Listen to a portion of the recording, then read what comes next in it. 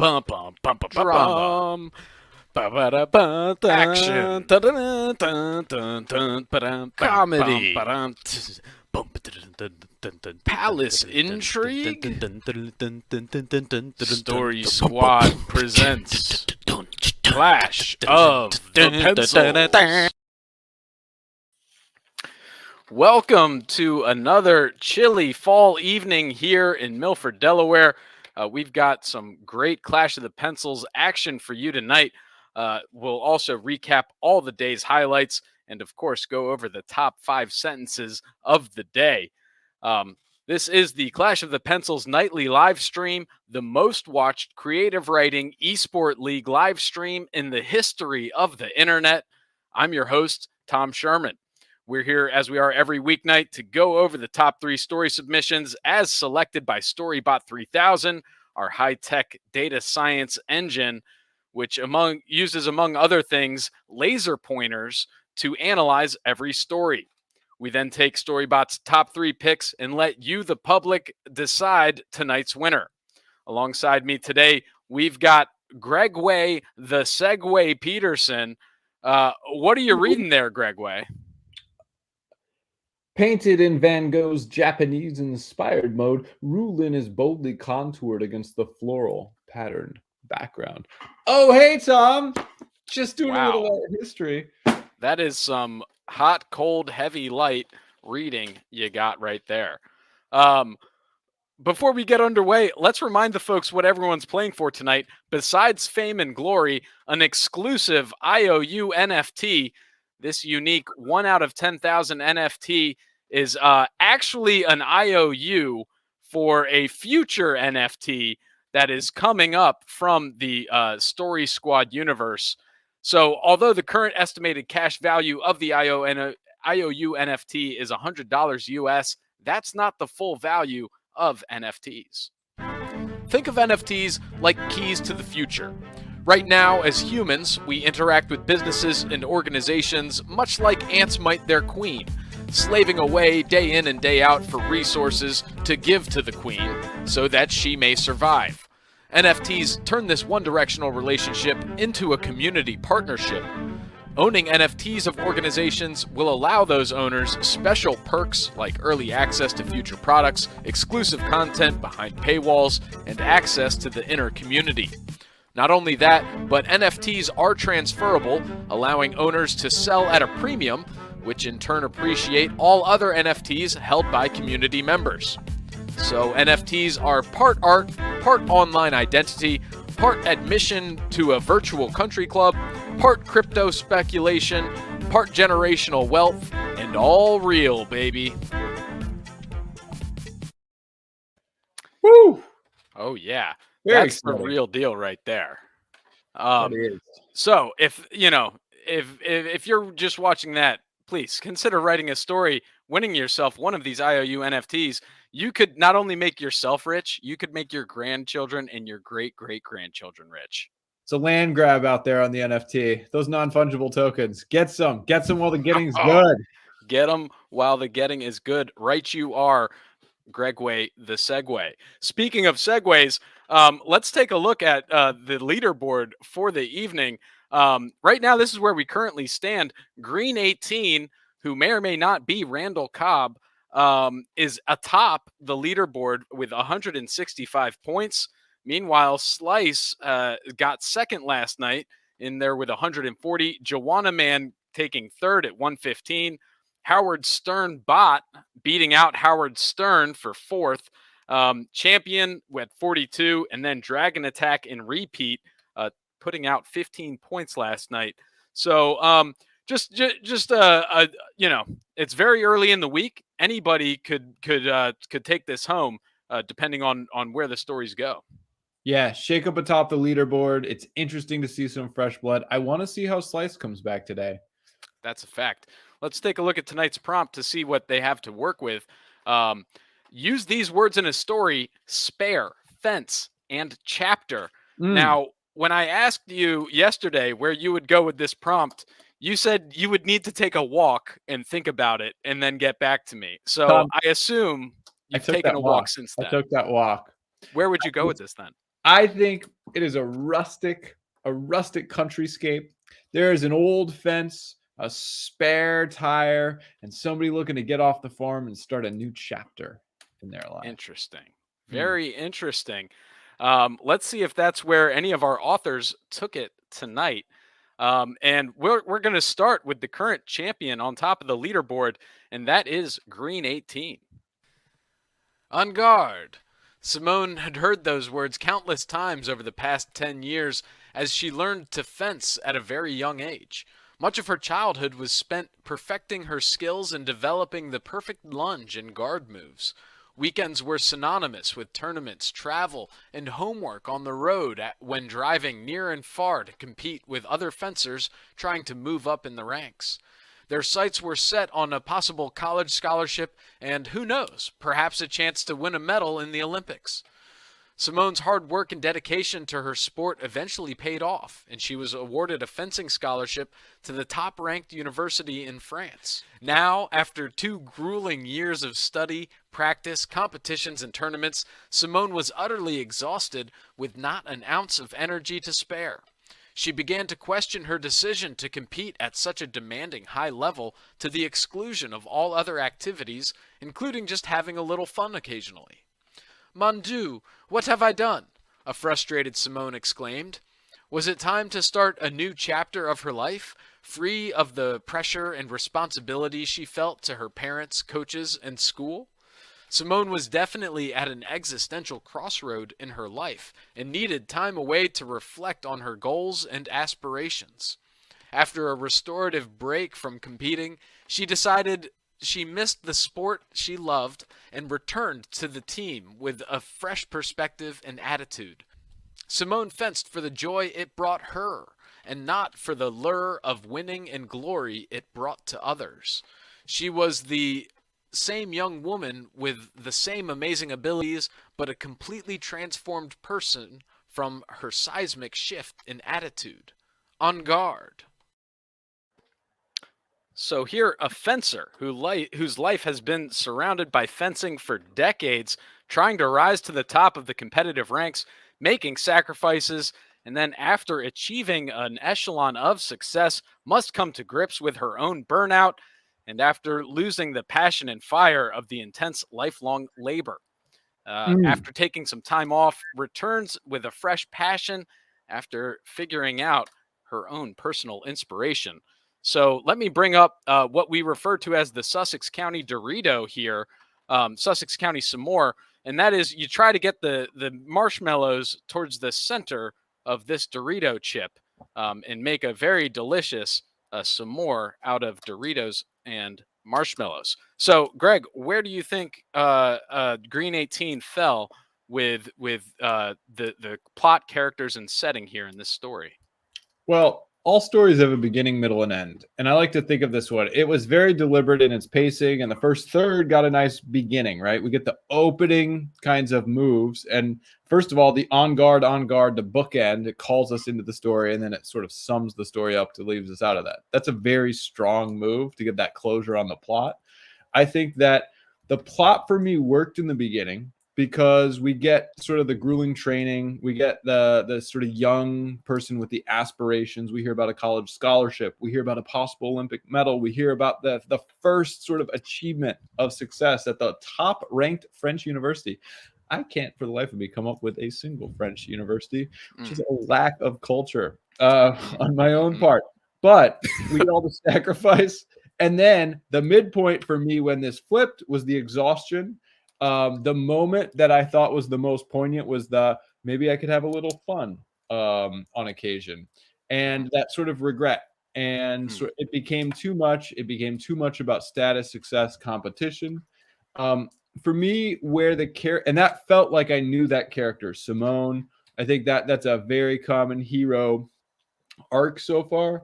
I was a little disappointed that the moment of recognition didn't culminate in an actual scene, but it was more of a description in an abstract way, so that the ending was like, there was this, we get the existential crossroads, but then the way it paid off was, it wasn't in like a story scene. It was just sort of a analysis that she was going to do it for the love of the sport. and not for the glory. That was it. It fizzled in the end. So I would say I liked the setting and the on guard. I thought fencing was really interesting. I was picturing a physical fence post, so Yes. that was very playful and a cool way to twist it. The new chapter of the life was definitely what I was thinking about in terms of chapter. Did you track how post was used? Spare, and spare was used for energy. She didn't have energy to spare. Energy to spare. Oh, right. The burnout. It was the burnout. So yeah, neatly checking off all three boxes there. Really painted a picture. I could also sort of see this sort of highly competitive athlete, day in and day out working on this fencing dream. The existential crossroads was a nice little poignant piece. I also agree that interested in the time off, but it was really just a blip in the story. And if I were if I had the ability to, I would encourage that this author to, if they had the time to do a second draft, to like rip up the whole thing and just focus the whole story of the second draft on that one sentence of what they're doing in that burnout phase. Because they could have worked out all the plot, all the character details. They could have put all that stuff that we had in the first draft, buffering that scene, that very pivotal scene that kind of got glossed over there. But yeah, strong agreement here. The one thing I think about is characters are only strong as they're being opposed, and it seems like the tension here was between the grueling schedule, but there wasn't a real opponent. There wasn't a bad guy. There wasn't a villain. And so I might move that character piece up into maybe the lighter shade of yellow, because I feel like that test of that character is crucial for bringing that plot. Because another way of thinking about this is there wasn't a ton of dialogue. It was a lot of high level description. The narrative perspective stayed at a pretty high level. It's not like we were inside Simone's head. And that dialogue, we got a few little bits. I thought having a little bit of fun occasionally gave me that little emotional access to what they were feeling. But other than that, these characters were described on the surface from far away. Yeah, so. It is a nice tight triangle here, where very well balanced, the plot, the setting, the characters, and we'll have to see how Slice is going to come in and see if Slice can get inside any of those lines that Green 18 has set up. Calm down, Buster Mason, Piper said, affixing the camera to the head of his pet crow as it perched on the fence outside his apartment. This is the first word of a new chapter. Today we see how Charlena feels about me. Remember, low profile, crow on the wall, listening out. Buster Mason's beak creaked as if to say something, but instead his head jerked to the side, eyes wide, brow furrowed from the headgear, and he took off. He landed outside the cafe, strutted on the side car walk a moment, and slipped in the open garage-style door.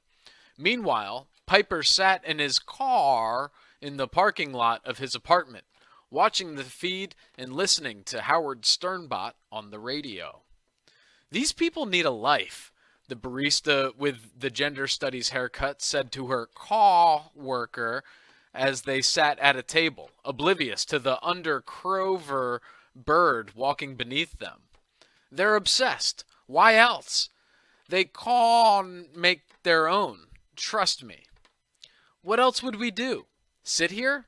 I mean, it's nice to talk, and yeah, stupid to spend all your cash, but we need those tips. I do, at least. Ew, this one always calls me Charlena. Always. I'm Paige. See name tag?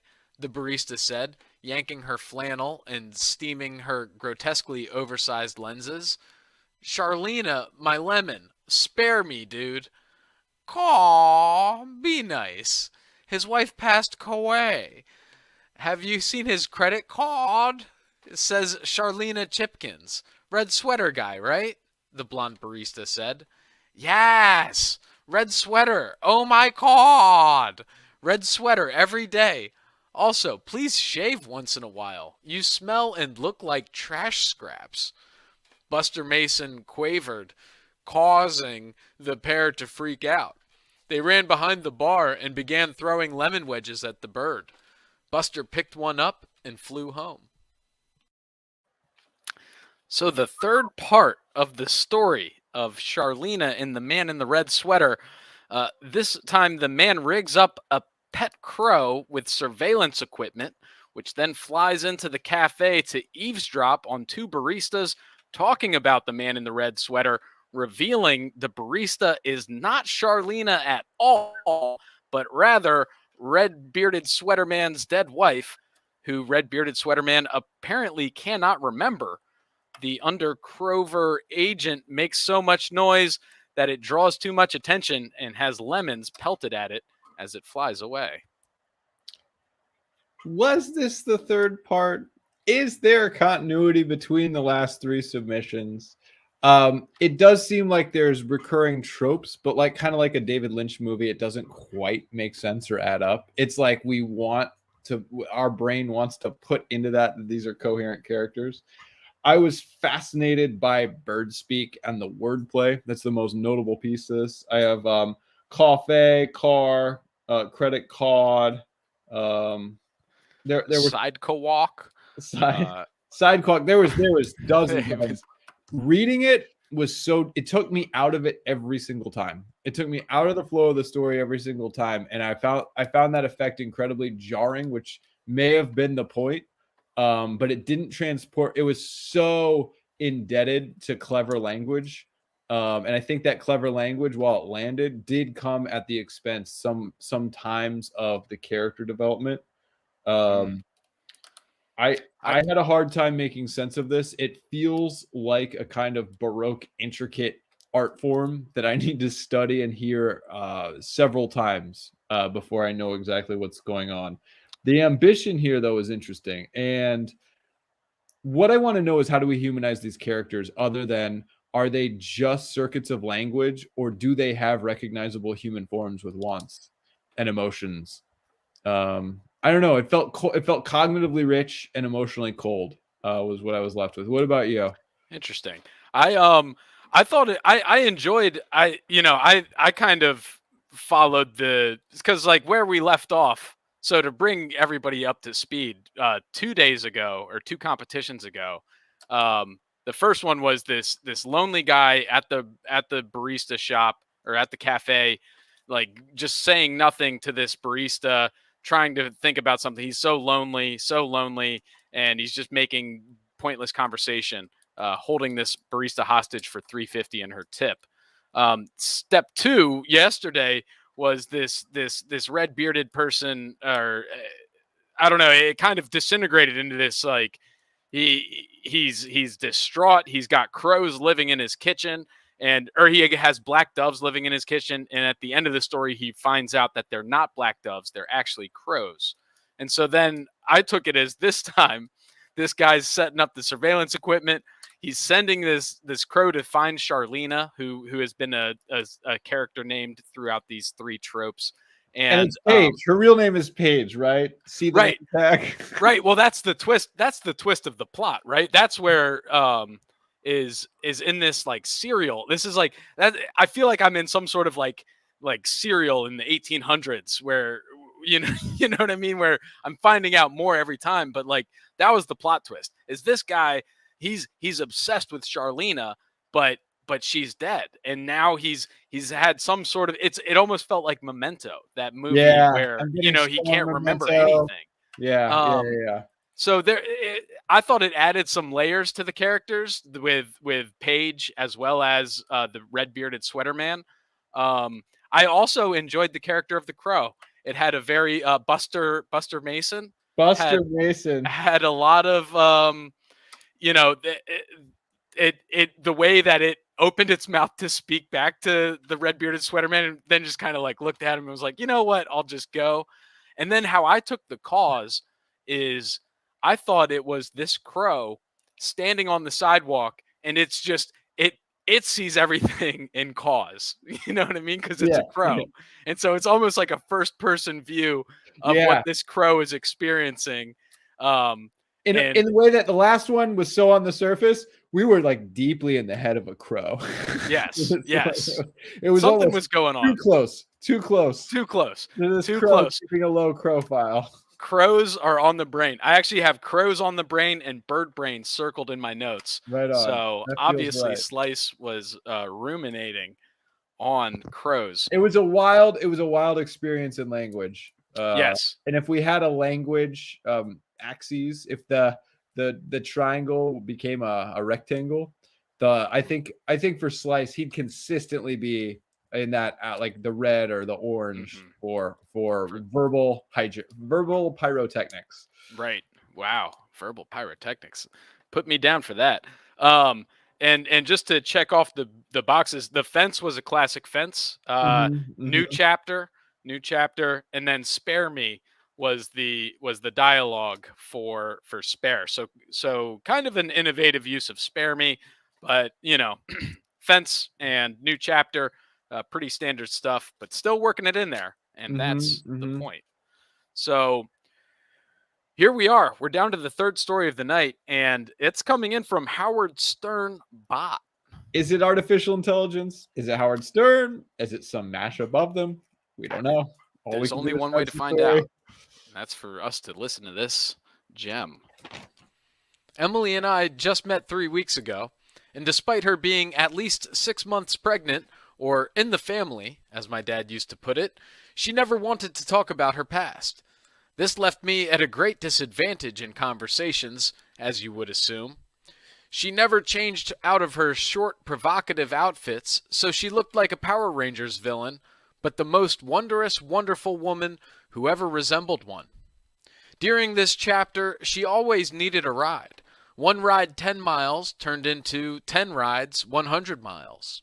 By the end of this to and fro, my car was more useless than a Cadillac with 75,000 miles on the motor. To top it off, I had no spare vehicle malfunction I wasn't aware of when my car overheated on the side of the road. Fluid started leaking from the passenger seat. Turns out this isn't a car problem. Emily's water broke. I look on the fence near her door where 5 crows gather. Suddenly, her screams silenced. She pulls the healthy baby from between her legs. What a beautiful moment it was when I watched this magical murder of crows take hand in this magic that is bringing a life in this world. So here we have a man meets a mysterious woman 6 months pregnant. She dresses provocatively like a Power Rangers villain. But the most wondrous one. But the most the most wondrous, wonderful woman to ever dress like that. And he drives her around in a car for hundreds of miles. Eventually, so much so she gives birth on the side of the road. To which there is a murder of crows helping bring about life.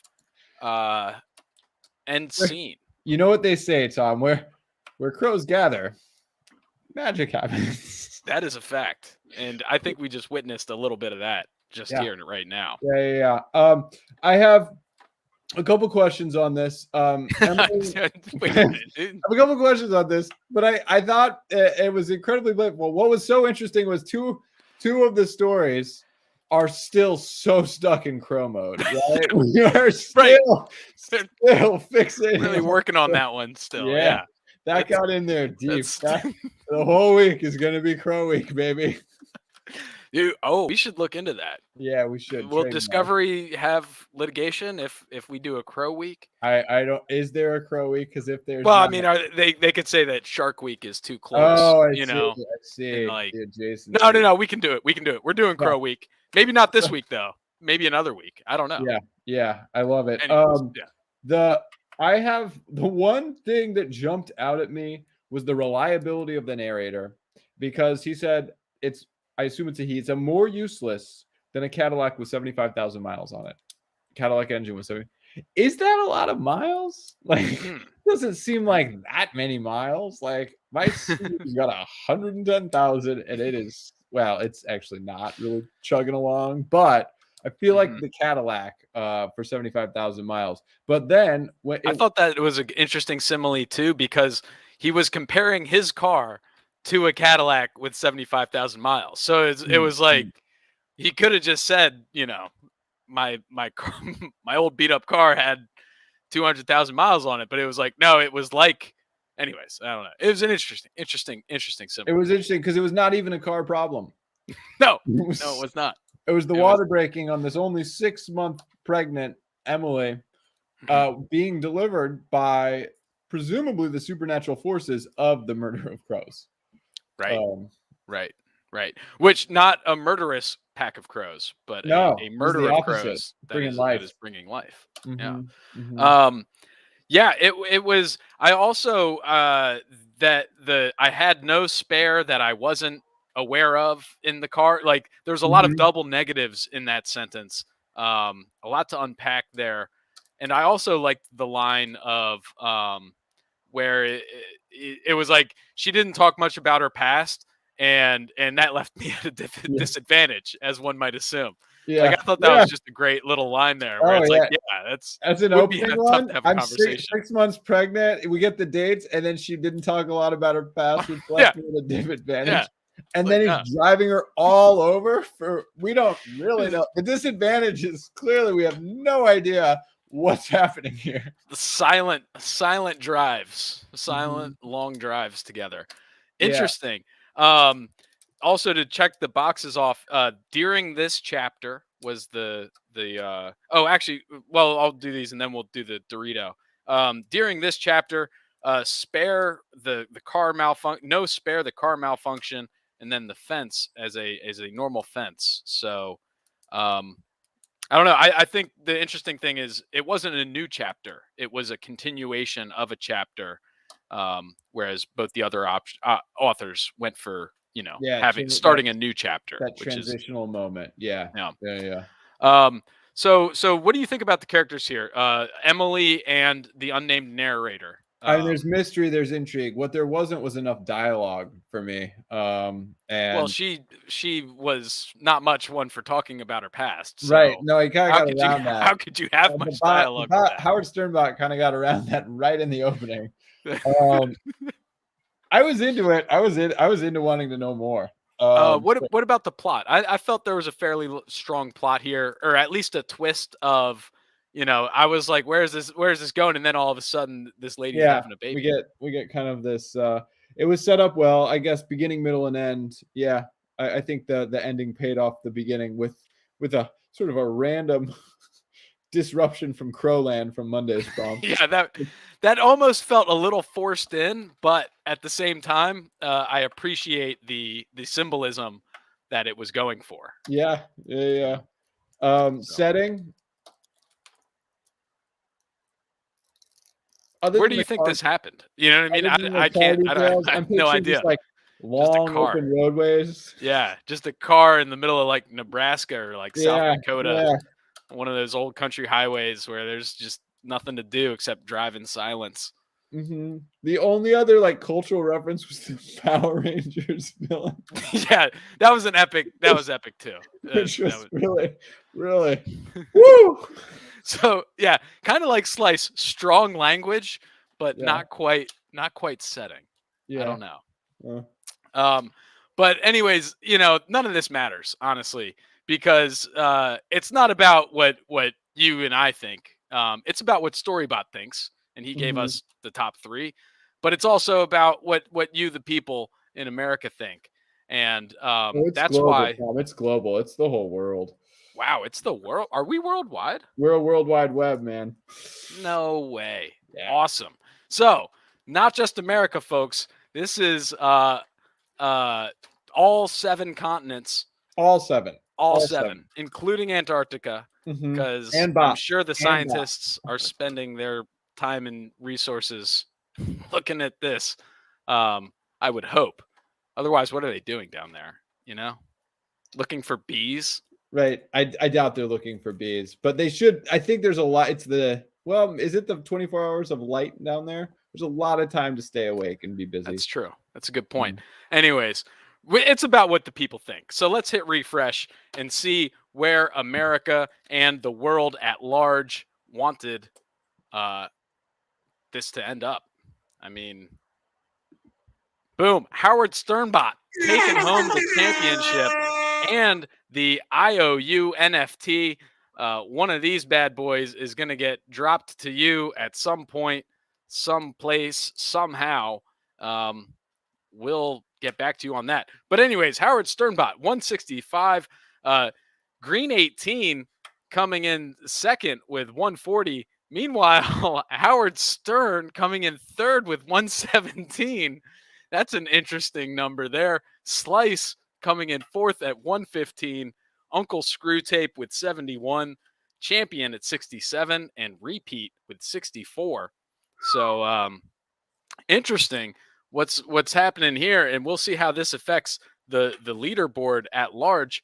Green 18 kind of building a comfortable lead here at 305. Slice in second with 255. Howard Sternbot right on Slice's heels with 254.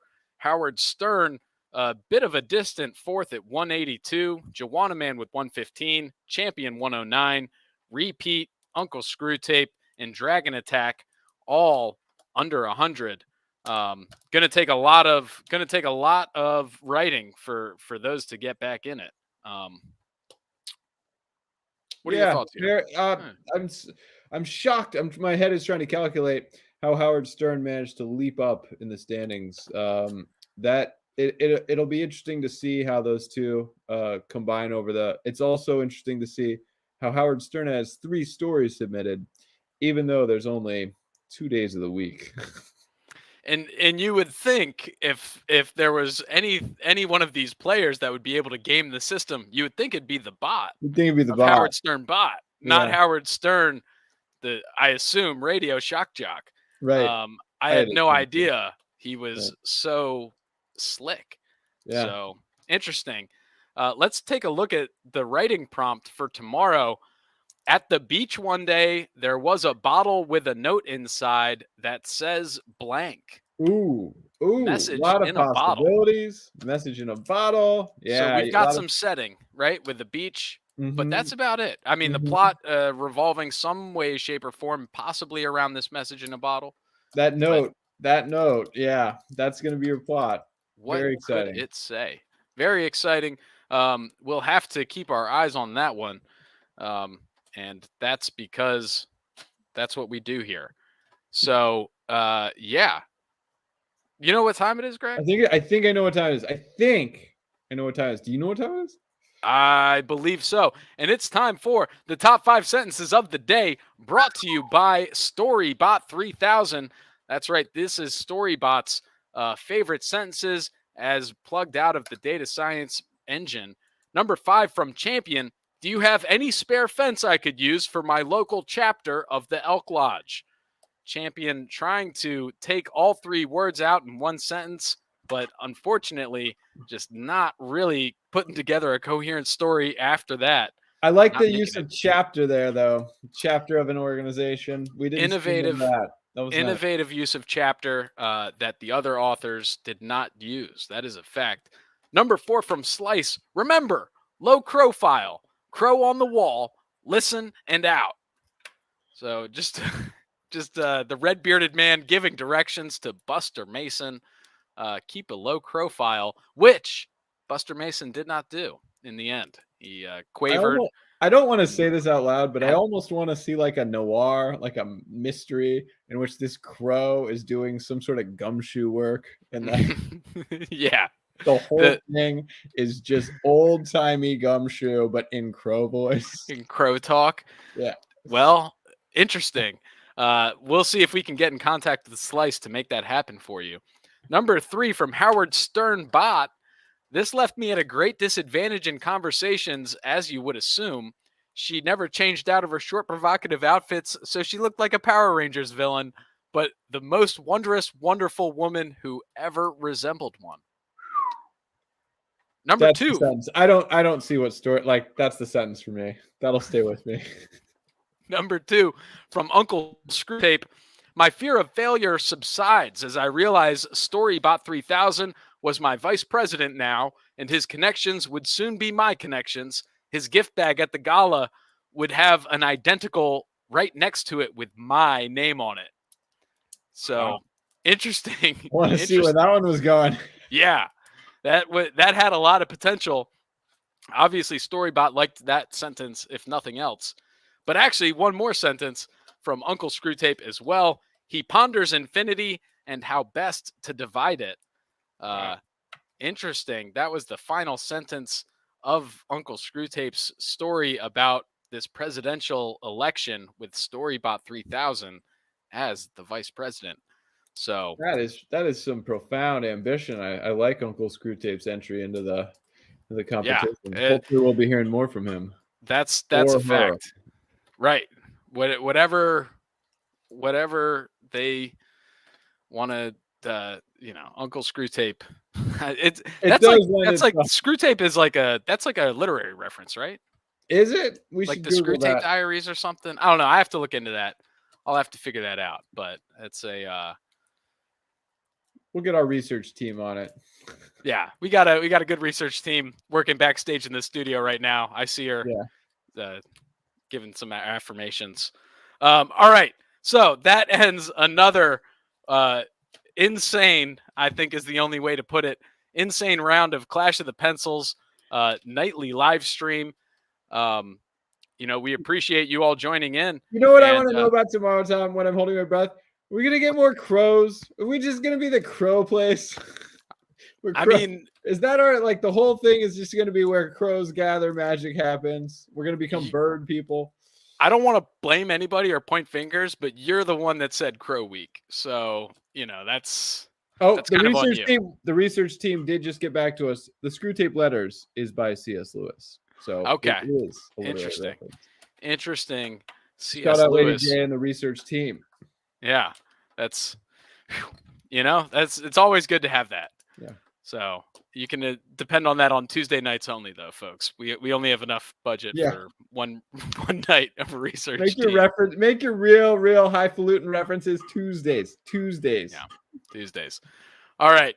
With that, we will see you folks out on the paper. Did your favorite story of the night win? It didn't? That's weird. Did you vote? You didn't? Huh. I wonder if that could be related. Anyone can vote. You don't need a Clash of the Pencils account. Just head over to clash.storysquad.app. The link's in the description. Any Monday to Friday in the 2 hours before the live stream starts. Read the top 3 picks from Storybot 3000 and make your voice heard on who should win the NFT. Be a good citizen. Help overthrow the powers that be by voting, specifically in the Clash of the Pencils app every night.